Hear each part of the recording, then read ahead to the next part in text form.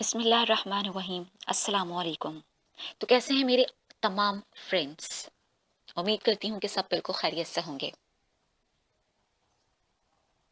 رسول کریم صلی اللہ علیہ وآلہ وسلم نے فرمایا، جو شخص ہر نماز کے بعد سبحان اللہ، الحمدللہ اور اللہ اکبر 33 بار کہے، یہ 99 کلمے ہوں گے، اور ایک بار یہ پڑھے لا الہ الا اللہ وحدہ لا شریک لہ لہ الملک ولہ الحمد وہو علی کل شیء قدیر۔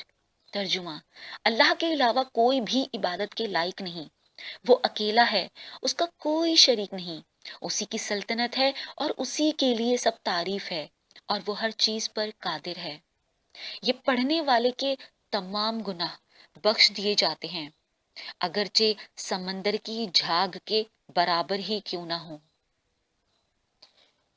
میں نے تو اسے اپنی روٹین کا حصہ بنا لیا ہے۔